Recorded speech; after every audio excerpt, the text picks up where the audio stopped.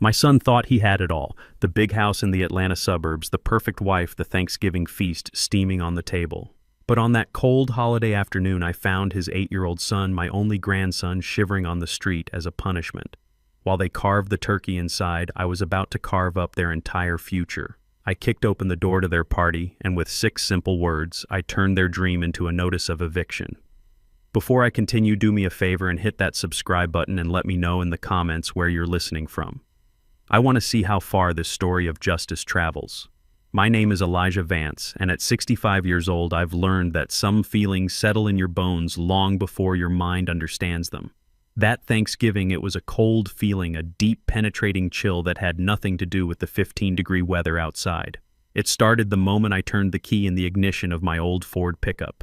I was driving to my son Marcus's house in one of those new sprawling neighborhoods where every house looks the same, built so fast you wonder if they used glue instead of nails. It was an unannounced visit. My gut told me to go. A man who spent 40 years in construction learns to trust his gut. It tells you when a foundation is cracked. And my family's foundation felt like it was about to crumble into dust. The drive was long, giving me too much time to think. The phone calls with Marcus had changed over the last year. They used to be easy, full of talk about the Falcons or the leaky faucet he needed help with. Now they were heavy with unspoken things. His "Hey Pop, how's it going?" had morphed into a hesitant, "Dad, we were wondering if..." That sentence always ended with a number for the new property taxes, a number for the landscaping project Jessica wanted, a number for a country club membership they couldn't afford but felt they deserved. It was never just a call anymore. It was an invoice. And Jessica, my daughter-in-law, her voice was like polished glass, smooth, shiny, and cold. In every conversation, she'd find a way to talk about the house. "This place has such great bones, Eli, but it really needs a modern kitchen." Or, "A new deck would do wonders for the property value." She talked about the house as if it were already hers, as if I were just a caretaker, a ghost rattling around in my own life until they could finally take over. My late wife, Rose, she saw it coming. She always did. "Eli," she'd tell me, her hand warm on my arm, "that boy Marcus has a good heart, but his spine is made of cotton. You have to be the oak tree, because he'll bend with any strong wind." Jessica was a hurricane.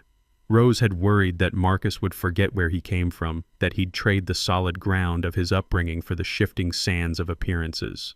As I turned onto their street lined with identical mailboxes and professionally decorated porches, I knew her worries had become my reality.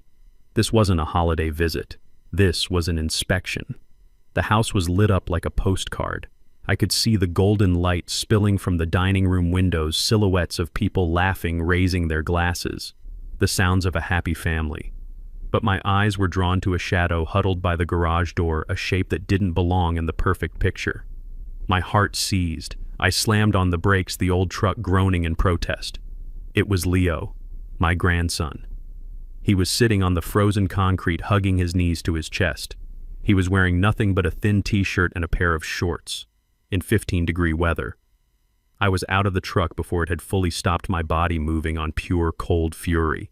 The wind cut through my jacket, and I could only imagine what it felt like on his bare skin. His legs were covered in goosebumps. His lips had a terrifying bluish tint. He was shaking a constant, violent tremor he couldn't control. I ripped off my heavy canvas coat and wrapped it around him, pulling him into my arms. He felt as cold as a block of ice. "Leo, what in God's name happened? Why are you out here?" I asked, my voice hoarse. He looked up at me, his eyes wide and full of tears that had frozen on his cheeks. I spilled the grape juice," he whispered, his teeth chattering so hard he could barely form the words. "On Mom's new rug. The white one. The white one." The rage in my chest burned so hot it felt like it could melt steel. For a spill. They had put their 8-year-old child outside to freeze because of a piece of fabric. I held him tight, feeling the smallness of his body, the desperate way he clung to me for warmth. The laughter from inside the house sounded like a mockery, a cruel joke. I looked from Leo's shivering form to the warm, bright house, and a switch flipped inside me. The time for quiet observation was over. The time for action had come. I didn't bother with the doorbell. With Leo still bundled in my coat and cradled in my arms, I walked up to the heavy oak door, the one I'd paid for, and kicked it open. The crash silenced everything. The laughter, the music, the clinking of forks. Every head in the room snapped towards me. There they were, Marcus and Jessica at the heads of a long table laden with a 20-pound turkey, glistening side dishes, and bottles of expensive wine. They were entertaining a half-dozen of their new important friends. For a moment, everyone just stared, their faces a perfect picture of shock. Jessica was the first to recover, pasting on a brittle smile. "Dad," she chirped, her voice a high-pitched performance of surprise. "You came. You should have called. We would have saved you a spot." She gestured vaguely at the full table. Marcus just stood there, his face a mess of guilt and fear, unable to meet my eyes. I walked straight into the center of the room, my muddy work boots defiling the pristine white rug Leo had been punished for. I gently set my grandson down on a chair, making sure he was still wrapped securely in my coat. I turned to face my son and his wife. I let the silence stretch, letting them and their guests soak in the sight of the shivering child and the fury on my face. Finally, I looked directly at Marcus, then at Jessica, and I spoke. I didn't shout. I said the words slowly, calmly, with all the weight of the last 40 years behind them. "This is still my house." The air in the room turned to ice. The fake smiles on their friends' faces vanished, replaced by confused, uncomfortable glances. The color drained from Jessica's cheeks. Marcus looked like he had been struck by lightning. The party was over. The war had just begun. The silence that followed my words was heavier than any stone. It crushed the festive spirit of the room, turning the air thick and hard to breathe. The guests who moments before had been laughing and sipping wine now stared at their plates, at their hands, anywhere but at me or my son. The half-carved turkey sat on the table like a monument to a celebration that had died a sudden violent death. One by one, with mumbled apologies and awkward goodbyes, their friends began to flee. They grabbed their coats and purses, escaping the house as if it were on fire. They didn't want to be witnesses to whatever was about to happen. Jessica tried to stop them, her voice tight with forced cheerfulness. "Oh, don't go, the pie is still coming." But no one listened. They just wanted out. Soon it was just the four of us left in the wreckage of their perfect Thanksgiving. The power in the room had shifted, and it was now a cold, heavy thing in my hands. I ignored Marcus and Jessica completely. My entire world narrowed to the small, shivering boy beside me. I knelt down and took his icy hands in mine. "Let's get you warm, champ," I said, my voice softer than I thought possible. I led him past the dining room table, past his parents who stood like statues of shame, and into the gleaming, oversized kitchen. It was one of those kitchens you see in magazines, all stainless steel and white marble, a room designed for show, not for comfort. I sat Leo on a stool and ran the faucet until the water was warm, then gently placed his hands under the stream. He winced at first, the feeling of warmth a shock to his frozen skin. I found the softest dish towel and carefully dried his hands and face. All the while I could feel their eyes on my back. I didn't have to turn around to know they were there, hovering in the doorway, lost. I opened their $1 million refrigerator full of gourmet cheeses and fancy condiments and found a carton of chicken broth. I poured it into a pot and set it on the stove. The quiet hiss of the gas flame was the only sound in the house. Jessica couldn't stand it. The silence was an accusation she had to fight. She walked into the kitchen, her heels clicking angrily on the imported tile. "Dad, you are being incredibly dramatic." She started, trying to make her voice sound reasonable, but it was thin and sharp. It was a punishment. Children need discipline. We were teaching him to be responsible. I didn't look at her. I just stirred the broth, the spoon making a slow, rhythmic clinking against the side of the pot. "Do you have any idea how much that rug cost?" She continued, her voice rising. "It was hand-woven. I had it shipped from Morocco. He has to learn that actions have consequences." I finally stopped stirring and looked at her. I didn't say a word. I just held her gaze. I let my eyes tell her everything. That I saw her, really saw her for the shallow, materialistic creature she was. That a rug meant more to her than her own child's well-being. Marcus drifted into the room behind her, a ghost in his own home. "Dad, come on," he pleaded weakly. "She's right. It was just to teach him a lesson. We were going to let him in." He couldn't even look at me when he said it. He looked at the floor, at the cabinets, anywhere else. My wife's words echoed in my mind, a spine made of cotton. Rose had been right. My son was a hollow man, a puppet whose strings were pulled by his wife's vanity. They weren't raising a son. They were curating an image. Leo was just an accessory that had misbehaved, a blemish on their perfect life. They hadn't been punishing him to teach him a lesson. They had been punishing him because he had inconvenienced them. I turned my back on them and poured the warm broth into a mug. I found a heavy wool blanket in a closet and wrapped it around Leo's shoulders. I sat with him on the living room sofa far from the cold kitchen and helped him hold the mug, his small hands still shaking too much to hold it on their own. He took a sip and a little bit of life seemed to return to his eyes. Marcus and Jessica were left standing alone in their showroom kitchen, their excuses hanging uselessly in the air. They had tried to explain their cruelty, and in doing so had only exposed the depths of their own emptiness. I knew then with a certainty that chilled me to the bone that this wasn't the first time. This wasn't a mistake, it was a pattern, and it was my job to break it. That night I told them I was staying. It wasn't a request. I took the guest room downstairs, a cold, sterile space that felt more like a hotel room than part of a home. The sheets were crisp and smelled of chemicals, and the art on the walls was generic and meaningless. It was a room for visitors, not for family. Sleep was impossible. Every time I closed my eyes, I saw Leo's face, his lips blue, his body shaking. After an hour of staring at the ceiling, I got up and walked quietly down the hall to his room. The door was slightly ajar. His room was just as lifeless as the rest of the house.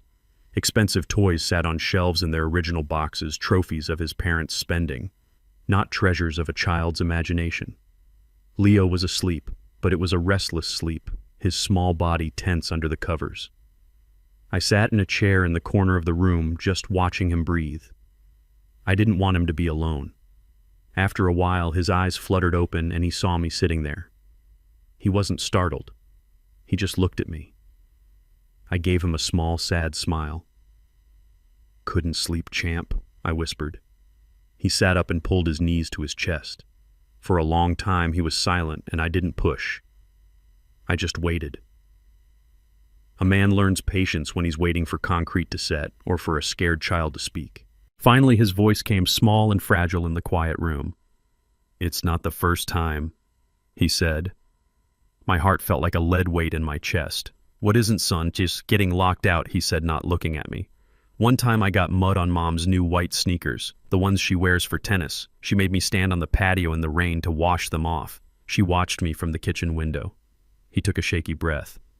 "When I accidentally broke a glass vase, Dad took my video game away.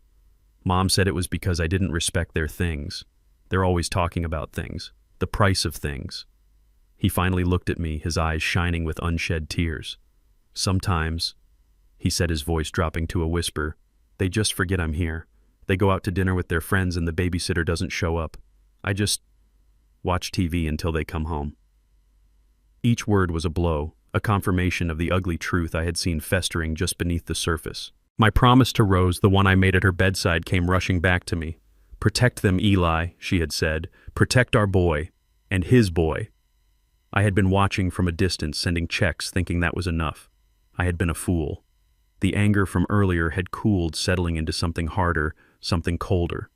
It was resolve. I wasn't just going to save my grandson from the cold. I was going to save him from his parents. The next morning, the tension in the house was so thick you could have cut it with a knife. I came downstairs to find Marcus and Jessica in the kitchen, nursing cups of coffee like they were sacred relics. They looked like they hadn't slept. Good. They were expecting a confrontation, a lecture, a shouting match where they could twist my words and play the victims. I wasn't going to give them the satisfaction. I walked to the coffee maker, poured myself a cup, and took a slow sip, letting the silence hang. Then I turned to them. "I'm taking Leo back to my place for a few days," I said. My voice was calm, level. It was the voice I used on a work site when I was giving an order that was not up for debate. Jessica's coffee cup slammed down on the marble countertop. "You can't do that," she snapped, her voice sharp with disbelief and rage. "He is our son. This is our house. You can't just come in here and start making decisions for our family. You are interfering, Eli." She used my first name, a clear sign of disrespect, a line she had never crossed before. Marcus, as usual, tried to play the peacemaker to smooth over the cracks his wife was creating. "Dad, let's just talk about this," he said, his hands raised in a useless gesture of surrender. "Don't be like this. We were just upset yesterday. We can work it out." I looked at my son, at the weakness in his eyes, at the way he flinched under his wife's glare, and I felt a wave of pity and disgust. "There is nothing to talk about," I said, my voice cutting through their protests. "I am not asking for your permission. I am informing you of my decision." Without another word, I turned and walked upstairs. I could hear Jessica's frantic whispering behind me, but I didn't care what she was saying. I went to Leo's room and packed a small bag for him with a calm, deliberate efficiency that I knew was driving them insane. Leo was quiet, his eyes wide as he watched me, but he didn't protest. He simply took my hand when I was done. I walked him down the stairs right past his parents, who stood frozen in the foyer. Jessica opened her mouth to say something, but the look in my eyes must have stopped her. It was a look that promised consequences. I led Leo out the front door, the one I had kicked open less than 24 hours before, and didn't look back. As we settled into my truck and I pulled away from the curb, I saw them standing in the doorway. Two stunned figures in their perfect house, having lost complete control of the situation. They expected a family argument. They got a tactical extraction. Once we were on the highway with the sterile suburban landscape shrinking in the rearview mirror, I picked up my phone. Leo was quiet in the seat beside me, just watching the world go by. I dialed a number I knew by heart. A voice answered, professional and sharp. "Law offices of Imani Perry." I took a deep breath. "Imani," I said, my voice steady. "It's Elijah Vance. We need to talk. It's time to open the Rose file." The next morning, the house was submerged in a silence so deep it felt like being underwater. The air was heavy, thick with unspoken accusations and resentment.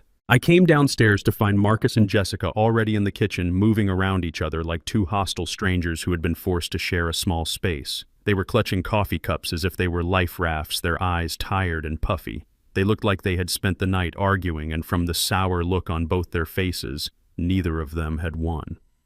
I ignored them. My focus was on Leo. I found him already awake, sitting on the living room floor, quietly playing with a set of building blocks. I went into the kitchen and made him breakfast. Not the sugary cereal I saw in their pantry, but oatmeal the way my Rose used to make it, with a little milk and brown sugar. It was a simple, solid meal, an act of care, a silent judgment. Marcus and Jessica watched my every move. They were waiting for the explosion, for the lecture, for the fight they had been rehearsing in their heads all night. I gave them nothing but the quiet sounds of a grandfather making breakfast. I brought the bowl to Leo and sat with him while he ate. When he was finished, I took the empty bowl back to the kitchen, rinsed it, and placed it in the sink. I poured myself the last of the coffee, letting the silence stretch until it was pulled as taut as a wire. Finally, I turned to face them. I looked at the clock on the wall. 8:15. It was time.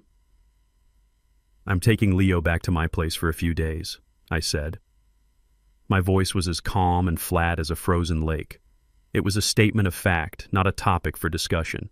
Jessica's cup hit the marble countertop with a sharp crack. "Excuse me?" she said, her voice a low, dangerous hiss. "What did you just say?" "You heard me?" I replied, holding her gaze. Her face flushed with a sudden blotchy red. "You have no right," she spat, standing up so fast her chair scraped loudly against the floor. "He is my son. This is my home. You don't get to just walk in here and dictate what happens in our lives. This is a private family matter, and you are interfering." Her voice grew louder with each word, the carefully constructed mask of the perfect suburban wife crumbling to reveal the snarling entitlement underneath. "You are trying to undermine me as a mother. You think you know better. After one day." My internal monologue was cold and clear. I saw that her outrage had nothing to do with motherhood or what was best for Leo. It was about power. I had challenged her authority in her own castle, and she couldn't stand it. I was a stain on her perfect picture, and she was desperate to scrub me out. Marcus jumped up, placing himself physically between us, his hands raised in a gesture of surrender. Okay, everybody, just calm down," he said, his voice pleading. "Dad, we know we were wrong yesterday. We admit it. It was a mistake, but this is too much. You can't just take him." I looked at my son, at this man who was so terrified of conflict he would rather live in a gilded cage than stand up for his own child. Rose's words echoed in my head, a sad prophecy fulfilled. "Jessica, honey," he said, turning to his wife. "He's just worried. Let's all just talk this out like adults." She shot him a look of pure venom. There's nothing to talk about, Marcus. Your father is trying to kidnap our son. Her accusation was so absurd, so theatrical, that I almost laughed. Instead, I took a slow sip of my coffee. I let their panic and chaos wash over me, but it didn't touch me. I was the eye of the storm.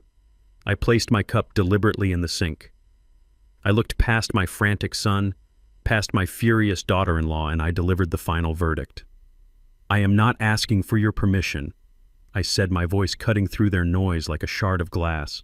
I am informing you of my decision. And with that, I turned my back on them and walked out of the kitchen. The move was a dismissal, a clear statement that their arguments were irrelevant. I walked up the stairs, my steps heavy and even on the plush carpet. Each step was a measured beat in the new rhythm of our lives. I went into Leo's room and found a small duffel bag in his closet. I packed it with a calm efficiency that I knew was more infuriating to them than any shout could ever be. A few pairs of jeans, some sweaters, his toothbrush, the book I saw on his nightstand. Simple things, necessary things. Leo stood in the doorway watching me. He didn't say a word. When I was done, I zipped the bag and held out my hand. He took it without hesitation. That simple act of trust was all the confirmation I needed. We walked down the stairs together. They were waiting in the foyer, two cornered animals, their faces a mixture of fury and helplessness. Jessica's hands were clenched into fists at her sides. Marcus just looked defeated. I didn't say goodbye.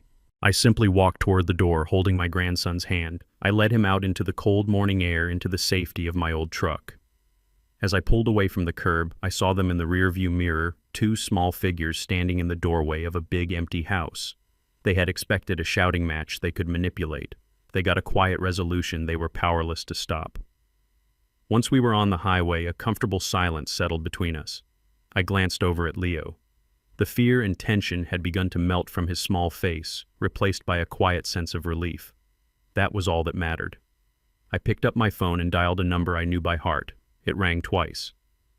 Law offices of Imani Perry. A crisp, professional voice answered. I took a deep breath, my knuckles white on the steering wheel. Imani, I said, my voice steady and hard as iron. It's Elijah Vance. Something has happened. No, everyone is physically safe for now.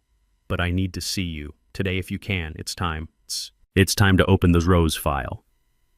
Imani Perry's law office was on the top floor of a glass and steel building in downtown Atlanta. It was another world, a world of quiet confidence and expensive leather. The air smelled of old books and fresh coffee. When we walked in, the receptionist smiled warmly. Mr. Vance, it's good to see you. And who is this handsome young man? She asked, looking at Leo. I introduced him, and she produced a coloring book and a cup of crayons from behind her desk, as if she had been expecting him. It was a small gesture, but it meant the world. It told me this was a place of care, not just contracts. A moment later, Imani emerged from her office. She was a woman who commanded respect without ever having to raise her voice. She was tall, dressed in a sharp, dark suit, her hair styled in elegant locks. But her eyes were warm and intelligent. She shook my hand firmly. Eli, it's been too long, she said, her voice a smooth, calm alto. Then she knelt down to Leo's level. And you must be Leo. It's a pleasure to meet you. You have your grandmother's eyes. She said it so simply, so matter-of-factly, that it didn't feel like a line. It felt like the truth. She led us into her office. It was a corner room with a panoramic view of the city, but my attention was drawn to the wall of mahogany bookshelves filled with thick leather-bound legal volumes. It was a room that spoke of history, of precedent, of battles won through careful planning and unshakable resolve. After making sure Leo was happily occupied in a comfortable chair, Imani sat behind her large, uncluttered desk. She looked at me, her expression serious. You said on the phone it was time to open the Rose file, she said. I hoped this day would never come. She swiveled in her chair and retrieved a thick burgundy-colored binder from a locked cabinet. It had a simple label on the spine, Vance. She placed it on the desk between us with a soft final thud. This was it. This was the fortress Rose had built. This was the weapon she had left behind. Before we go any further, Imani began, her voice shifting into its professional tone. I want to refresh your memory on the structure Rose insisted we create. This is not a simple will, Eli. You know that. You and Rose didn't just leave your assets to Marcus. You created the Vance Family Trust. That trust is a legal entity. It owns everything. The house Marcus lives in, the investment portfolio, the savings. You are not the owner. You are the sole surviving trustee. You are the manager, the guardian of the estate. She paused, letting the weight of those words settle in the room. Marcus is the beneficiary. He is the one who stands to inherit the assets of the trust upon your passing. But and this is the most important part, his inheritance is not guaranteed. It is conditional. She opened the binder, her long fingers flipping through several pages, until she found the one she was looking for. She put on a pair of reading glasses and looked at me over the rims. I remember the night Rose had me add this. We were here until almost midnight hammering out the exact wording. She wouldn't leave until it was perfect. My own mind drifted back to that time. I remembered arguing with Rose about it in our kitchen. It's too harsh, honey, I had said. It's like we don't trust our own son. It's like we're ruling from beyond the grave. Rose had put down her dish towel and looked at me with that gaze of hers that could see right through to your soul. Trust isn't the issue, Eli, she had told me.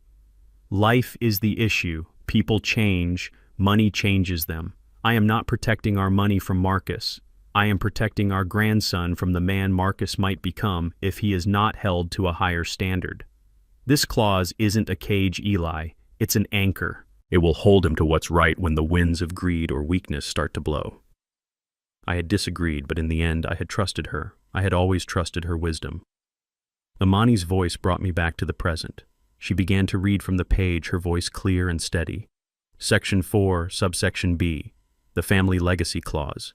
The assets of this trust shall pass to the designated beneficiary Marcus Vance, only upon the condition that said beneficiary has demonstrated to the sole and absolute satisfaction of the acting trustee a consistent and unwavering commitment to the core values of the Vance family, namely integrity in their personal and professional lives, compassion for others, and above all, the responsible and loving care of their children, ensuring the physical, emotional, and moral well-being of the next generation.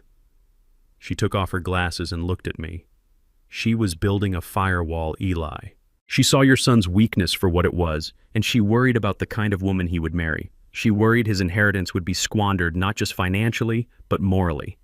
This clause gives you as the trustee the ultimate power of discretion.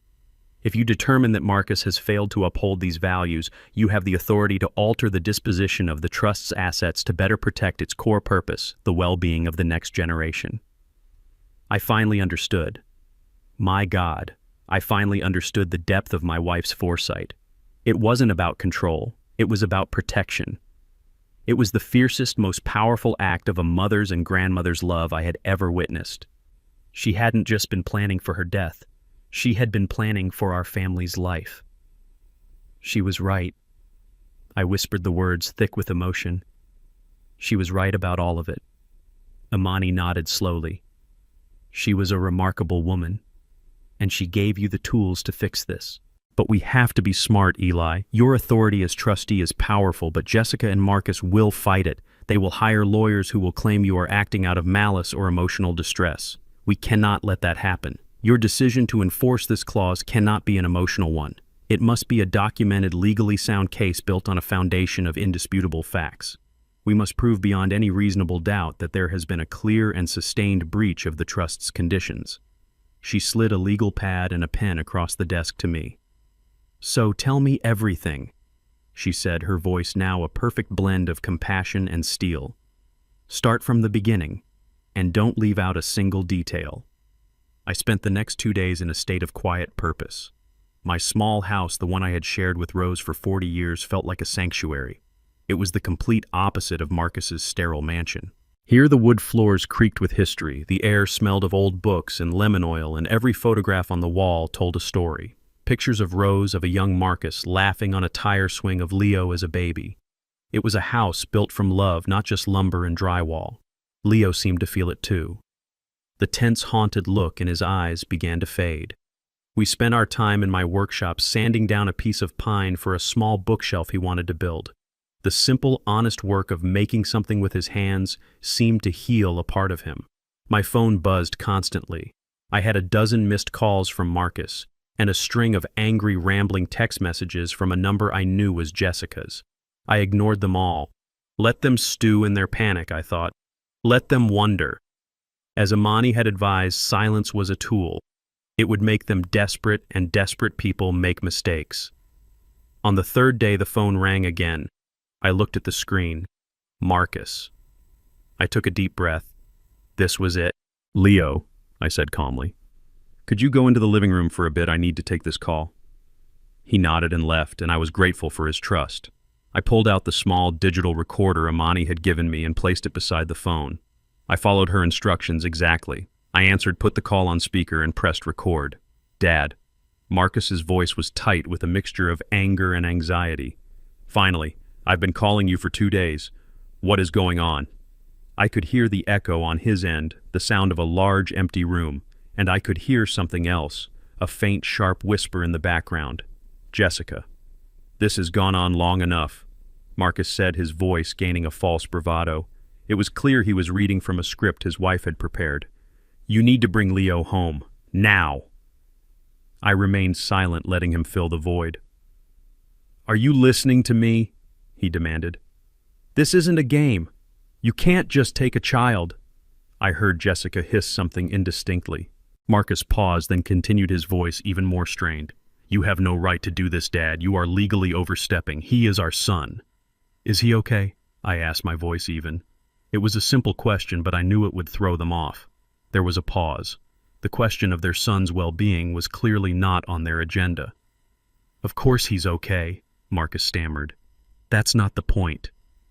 In the background, Jessica's whisper became clearer. "The house, Marcus. Tell him about the house." A cold sadness washed over me as I listened. My son was so weak, so utterly lost, that he couldn't even have a difficult conversation on his own. He was a mouthpiece, a puppet. "Dad," Marcus said, his voice taking on a whiny, lecturing tone that I knew came directly from Jessica. "You need to think about what you're doing. To all of us. This house is our main asset. It's our equity. We have plans. We have a financial strategy built around it. All this drama you're creating, it's jeopardizing our entire future." There it was. The fatal mistake. The confession I had been waiting for. It wasn't about Leo. It wasn't about family or a child's safety. It was about equity, assets, a financial strategy. They saw the house, my house, as a pile of money they were entitled to. They saw their son's suffering as an inconvenient risk to their investment. He had not once asked what Leo was doing, if he was happy, if he missed them. He had only talked about money. I felt a profound sense of mourning for the boy I had raised, the boy who had gotten lost somewhere on the road to this cold, empty life. But my resolve hardened into steel. "So is that what you're worried about, Marcus?" I asked, my voice devoid of emotion. "The value of the house." He was flustered. "No, that's not... You're twisting my words." Jessica's whisper was a furious squawk in the background, but I couldn't make out the words. "It's about stability," Marcus shouted, finally finding some emotion, even if it was just recycled anger from his wife. "It's about the stable home we are trying to provide, and you are disrupting it." I had heard enough. I had it all on tape. "I see," I said softly. "Thank you for clarifying your position, Marcus. I have to go now. I'll be in touch." "Wait, Dad, don't you hang up on me." I pressed the end call button, cutting him off. The silence that filled my kitchen was a relief. I looked at the small digital recorder. A tiny red light was blinking, confirming the file had been saved. I felt no triumph, no joy, just the grim satisfaction of a job that had to be done. I picked up my phone, attached the audio file to an email, and sent it to Amani Perry. The subject line was 2 words: the proof. My promise to Rose was one step closer to being fulfilled. The days that followed were a blur of calculated, quiet moves. I was no longer just a grandfather acting on instinct. I was an agent of my wife's final wishes, a strategist guided by Amani Perry's sharp legal mind. My grief and anger were channeled into a cold, methodical purpose. Each step was a piece of a puzzle, and when assembled it would create a picture of neglect and greed so clear that no one could deny it. My first move was the doctor's visit. I told Leo we were going for a routine checkup. something I said his grandmother Rose always insisted on at the start of winter to make sure we were ready for the cold season. He accepted it without question. I took him to see Dr. Evans, a kind, gray-haired man who had been my family's doctor for 30 years. He had treated my scrapes as a young man and had held my hand when Rose was first diagnosed. I trusted him. In the quiet of the examination room, I watched as Dr. Evans went through the motions, his gentle demeanor putting Leo at ease. But I could see a subtle shift in his expression as he worked a professional concern that deepened with each new observation. After he had finished with Leo, he sent him to the waiting room with a lollipop and asked me to stay behind. He closed the door and looked at me over his glasses. "Eli," he began, his voice low. "He's a good kid, but I'm concerned. He's underweight for his age and height, and his reflexes are a little sluggish, which can be a sign of poor nutrition. But it's more than that." He showed me the results of a blood test he had run. "His cortisol levels are abnormally high for a boy his age," he explained. "Cortisol is the body's primary stress hormone. Levels like this are usually found in children experiencing significant prolonged anxiety or emotional distress." "Has anything been going on at home?" I told him a sanitized version of the story, and his face hardened. He wrote his findings down on a sheet of paper, a detailed clinical account of a child living under a cloud of stress. He stamped it, signed it, and handed it to me. "Whatever you're doing, Eli," he said, meeting my eyes, "you're doing the right thing." I left with a piece of paper that felt as heavy as a stone tablet. It was the first piece of proof. My next move was to Marcus's neighborhood. I went alone, parking down the street and walking to the house next door. An older woman, Mrs. Gable, was tending to her winter roses. I had met her a few times at neighborhood cookouts back when things were better. I started by asking about her flowers, and for a few minutes we just talked like old neighbors. Then I gently guided the conversation. "I've had Leo with me for a few days," I said, trying to sound casual. "Just giving Marcus and Jessica a little break. The boy has a lot of energy." Mrs. Gable stopped snipping a dead rosebud and looked at me, her eyes full of a sad, knowing look. "He's a sweet boy," she said quietly. "A very quiet boy. I see him in the yard all the time, by himself." She hesitated, then seemed to make a decision. "You know, I almost called someone a few weeks ago," she confessed, her voice dropping. "It was getting dark and so cold, and he was just sitting on the back steps in a sweatshirt. For hours. I kept watching from my kitchen window, waiting for them to call him in, but they never did. I felt so awful, but, you know, you don't want to get involved in other people's business." Her words were another piece of the puzzle, a third-party account that painted the same bleak picture. I thanked her for her time and walked back to my truck, her testimony a cold, hard knot in my stomach. The final move was Amani's. A few days later she called me. "I have them, Eli," she said, and I could hear the grim satisfaction in her voice. "I have the bank and credit card statements." She had used her legal authority as the trust's counsel to subpoena their financial records for the past 2 years. What she described over the phone was a tidal wave of reckless, selfish spending. "They're living on your money, Eli, completely," she said. "Marcus's salary covers the mortgage and maybe the electric bill. The rest is all you. $25,000 for a country club membership they barely use. A $70,000 Lexus for Jessica. Monthly shopping sprees at high-end department stores, $5,000 or $6,000 at a time. 2 vacations to the Caribbean last year alone, first class. They were hemorrhaging your money to keep up an image." I sat at my kitchen table, the phone pressed hard against my ear, and listened to the story of my son's betrayal told in dollars and cents.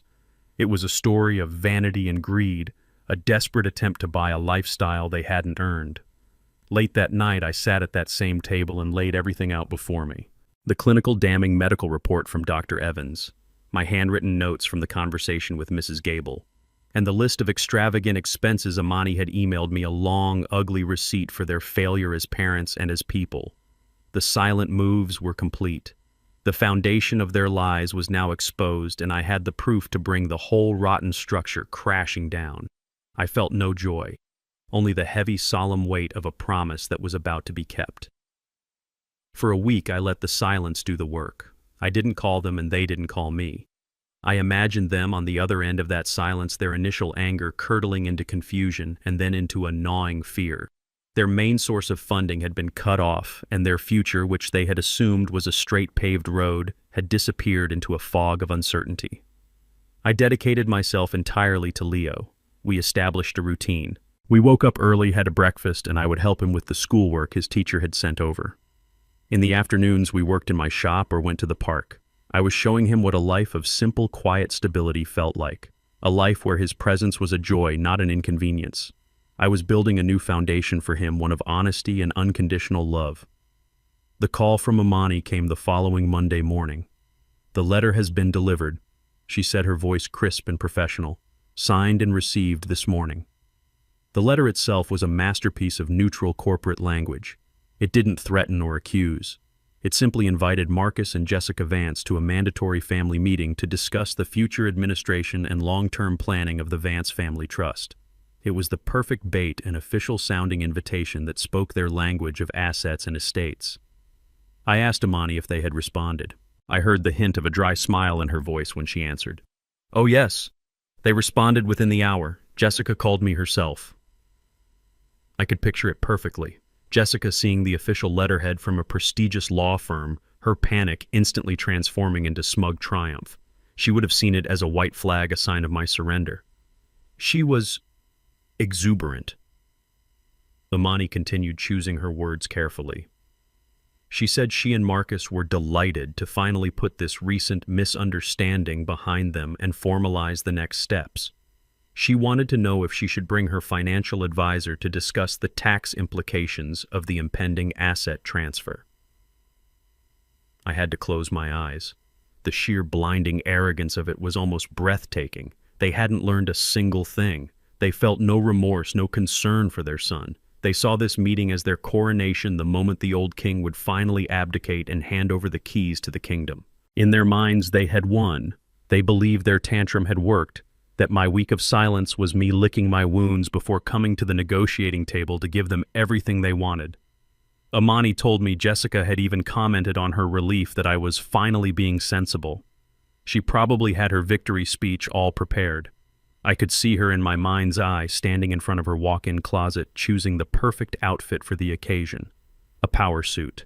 Something that said, "I am the new matriarch of this family." She would walk into Amani's office expecting to discuss interest rates and capital gains. She had no idea she was walking into a courtroom where she was the one on trial.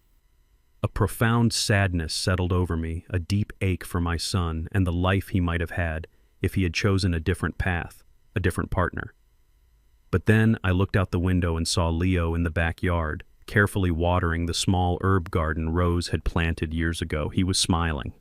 That smile was all the justification I needed. "So they agreed to the time?" I asked Amani, my voice steady. "Wednesday at 10 a.m., she confirmed. "They will be there." "Good," I said. "So will I." We hung up the phone. The trap was now set. The bait had been taken. The stage was prepared, the actors had been summoned. All that was left was for the final terrible act to begin. They walked into the conference room exactly as I had pictured. Jessica led the way, dressed in a sharp cream-colored suit that probably cost more than my first car. Her smile was bright, confident, and utterly false. She looked like a predator who had finally cornered her prey. Marcus trailed a step behind her, a nervous shadow in her orbit, clutching a leather briefcase as if it were a shield. They saw me and Amani sitting at one end of the long, polished mahogany table, and their smiles widened. They thought this was their victory party. They had no idea they were walking to their own execution. The room was cold, the air still. The only sound was the faint hum of the city 10 floors below. 2 chairs were placed opposite us, and the distance across the table felt like a mile-wide canyon. "Good morning," Amani said, her voice cool and formal, offering no warmth. "Please have a seat. Thank you for coming." Jessica sat down, placing her expensive handbag on the table with a proprietary air. "Of course," she said, her voice dripping with condescending sweetness. "We're happy to be here. We're very eager to finalize the plan and move forward." She was already spending the money in her head. Amani didn't smile. She opened the burgundy binder in front of her. "This meeting," she began, her words precise and deliberate, "has been called to review the execution and current standing of the Vance Family Trust, specifically in relation to the stipulations outlined within the document." Jessica's smile faltered for a fraction of a second. The legal jargon was not the friendly chat she had anticipated. Marcus shifted uncomfortably in his seat. "As you know," Amani continued, Marcus is the sole beneficiary of the trust. However, that status is conditional. She turned a page and slid a copy across the table to them. I would like to draw your attention to Section 4, subsection B, the Family Legacy Clause. She began to read the clause aloud, her voice echoing in the silent room. She read about integrity, about compassion, and about the absolute, unwavering responsibility to care for the next generation. As she spoke, I watched their faces. The triumphant confidence on Jessica's face was slowly being replaced by a look of confused irritation. Marcus just looked lost. The words meant nothing to them. They were just legal noise getting in the way of their payday. When Amani finished, Jessica gave a little laugh. "That's all very nice, very sentimental," she said, waving a dismissive hand. Rose was always the romantic. "But what does that have to do with the practical matter of transferring the estate's assets?" "It has everything to do with it," Amani said, her voice turning to ice. "As trustee, Mr. Vance has been forced to evaluate whether the conditions of this clause have been met." She slid a second document across the table. Exhibit A, a sworn statement from your neighbor, Mrs. Gable, detailing multiple instances of observing your son, Leo, left unattended outside in inclement weather for extended periods of time. Jessica scoffed. "Oh, please. That nosy old woman, she's lonely. She makes things up." "Is that so?" Amani replied, not missing a beat. She slid a third document over. Exhibit B, a full medical report from Dr. Robert Evans. It notes that your son is clinically underweight and that his blood tests show abnormally high levels of cortisol, a hormone directly linked to chronic stress and emotional distress in children. Jessica's face began to pale. "You took him to a doctor. That's a violation of our privacy. We didn't authorize that." As Leo's grandfather and temporary guardian, Mr. Vance was well within his rights to seek medical care for a child he believed was in distress, Amani stated calmly. She didn't wait for a response. A fourth document was pushed forward. Exhibit C, a full financial summary of your bank and credit card accounts for the past 24 months subpoenaed by this office. It shows a total income of roughly $80,000 a year from Mr. Vance's salary against expenditures of over $200,000 a year. The deficit, as you know, has been covered by monthly gifts from Elijah. Gifts that paid for this. She tapped the paper. A $70,000 Lexus, a country club membership, multiple vacations, thousands of dollars a month on designer clothing and restaurants. Jessica was speechless now. Her mask of superiority had shattered, leaving only a raw, ugly panic. Marcus had shrunk so far down in his chair he seemed to be trying to disappear into the floor. And finally, Amani said, her voice low and dangerous, "Exhibit D." She reached over and pressed a button on a small digital player on the table. And then their own voices filled the room. Marcus's voice weak and hesitant, Jessica's a sharp, furious whisper in the background. And then Marcus's fatal words, clear as a bell in the silent conference room. "This house is our main asset. It's our equity. You're jeopardizing our entire future with all this drama." The sound of his own greed, his own pathetic priorities echoed off the walls. I watched the last bit of color drain from Jessica's face. She looked like she had been physically struck. Her mouth opened and closed, but no sounds came out. Marcus put his head in his hands, his whole body trembling. They had walked in here as conquerors. Now they were just two small, pathetic people, stripped bare and exposed in the harsh, unforgiving light of the truth. Amani pressed the stop button. The silence that descended was absolute. It was the silence of a tomb. They were buried under the weight of the evidence, under the truth of their own ugly souls. The silence that followed the recording was the loudest sound I had ever heard. It was a silence full of endings. The end of my son's arrogance, the end of his wife's greed, the end of the life they had built on a foundation of lies. They just sat there, two broken statues in their expensive clothes. All the fight had gone out of them, leaving behind nothing but the hollowed-out shells of their entitlement. Imani let the silence hang in the air for a long moment, allowing the full weight of their actions to settle upon them. Then she spoke, her voice, the calm, final instrument of judgment. "Based on the evidence presented here today," she said, looking directly at Marcus, "it is the conclusion of the trustee, Mr. Elijah Vance, that you are in profound and irredeemable breach of the Family Legacy Clause." She paused, letting the legal finality of her words sink in. "Therefore," she continued, her voice leaving no room for appeal, "I am officially informing you that your status as beneficiary of the Vance Family Trust is hereby suspended, indefinitely." Jessica made a small choked sound, but she didn't have the strength to form words. Marcus didn't even flinch. He was already gone. Furthermore, Amani said, delivering the final devastating blow, as per the instructions of the trust, all assets contained within it, including the property at 123 Maple Street, will be immediately liquidated and transferred into a new protected trust. She paused one last time, holding their empty gazes. The sole beneficiary of this new trust will be Leo Vance. Mr. Elijah Vance will act as trustee and manage the funds for Leo's education and well-being until he reaches the age of 25. It was clear from their blank, shattered expressions that the words were not fully registering. They understood they had lost, but they couldn't comprehend the elegant, perfect justice of the mechanism. For the first time in that long, painful meeting, I spoke. I looked at my son not with anger, but with a grim sense of duty. "Let me make it plain for you," I said, my voice steady and hard as stone. "You have 30 days to vacate the property. The house will be sold. The proceeds will fund Leo's future." I leaned forward slightly, making sure they understood the finality of my next words. "You will not receive a single dime." That was it. The final shock. The last thread of hope they might have been clinging to was severed. This wasn't a negotiation. It was an eviction. This wasn't an act of revenge. It was an act of restoration. It was the law of consequence, a lesson they had tried so desperately to teach their son, now visited upon them in its purest form. It was the promise I made to my wife fulfilled. 6 months have passed since that day in the conference room. The silence that followed our exit was the beginning of a new, quieter life.